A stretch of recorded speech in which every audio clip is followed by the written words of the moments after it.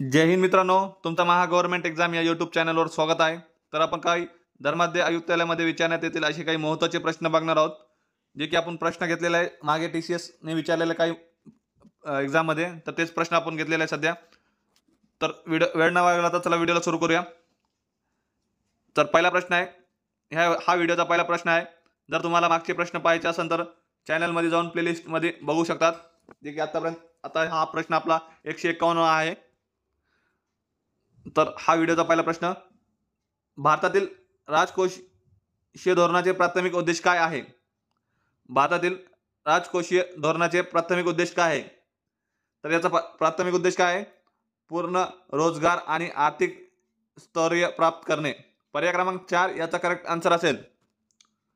पुढचा प्रश्न, खालीलपैकी माहितीचे अधिकार RTI चळवळीत महत्त्वाची भूमिका बजावणारे महाराष्ट्रातील प्रमुख सामाजिक कार्यकर्त्यास ओळखा. कोण होतं RTI चळवळीत महत्त्वाची भूमिका बजावणारा?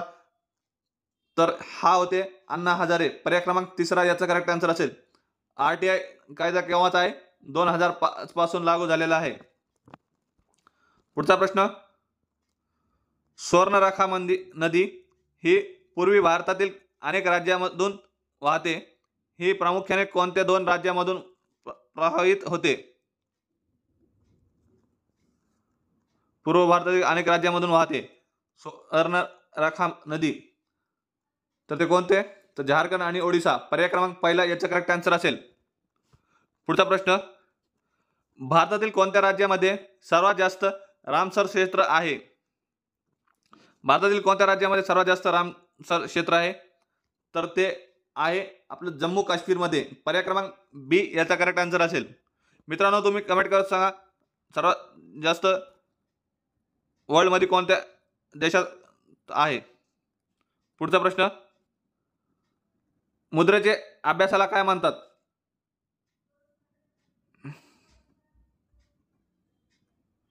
मेंदूच्या अभ्यासाला काय म्हणतात असं पाहिजे होतं, तिथं प्रिंटिंग मिस्टेक झालेली आहे.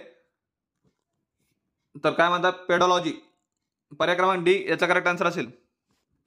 पुढचा प्रश्न, शत्रू या शब्दाचा समानार्थी शब्द ओळखा.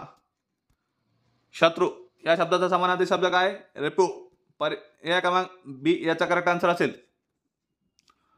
पुढचा प्रश्न, भारतात नाग ठिबक शिखर कोठे आहे? कोणत्या ठिकाणी नाग ठिबक शिखर? तर ते आहे उत्तराखंड या ठिकाणी. पर्याय क्रमांक 1 याचा करेक्ट आन्सर असेल. पुढचा प्रश्न, आमंत्रित या शब्दाचा विरुद्धार्थी शब्द ओळखा.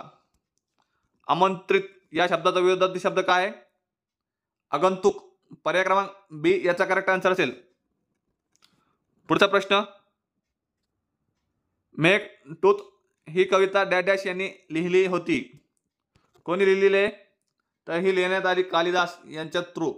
पर्याय क्रमांक B याचा करेक्ट आन्सर असेल. पुढचा प्रश्न, भंजक या शब्दाचा विरुद्धार्थी शब्द ओळखा. भंजक या शब्दाचा विरुद्धार्थी शब्द काय? निर्माता. पर्याय क्रमांक D याचा करेक्ट आन्सर असेल. पुढचा प्रश्न, अरण्य या शब्दाचा समानार्थी शब्द ओळखा. अरण्य या शब्दाचा समानार्थी शब्द काय? कानन. पर्याय क्रमांक 1 याचा करेक्ट आन्सर असेल. पुढचा प्रश्न, शेकरू हा महाराष्ट्र राज्य प्राणी खालीलपैकी कोणत्या गटातील आहे? शेकरू हा महाराष्ट्राचा कोणता आहे? राज्य प्राणी आहे. मित्रांनो, हा लक्षात ठेवा, शेकरू हा महाराष्ट्राचा राज्य प्राणी आहे. ते कोणत्या गटात येत आहे? तर खार या गटात येत आहे. पर्याय क्रमांक B याचा करेक्ट आन्सर असेल. पुढचा प्रश्न, भारताच्या राष्ट्रपतीद्वारा राज्यसभेत किती सदस्य नामांकित केले जाऊ शकतात? किती सदस्य नामांकित केले जाऊ शकतात राष्ट्रपतीद्वारा? कोणत्या ठिकाणी राज्यसभा?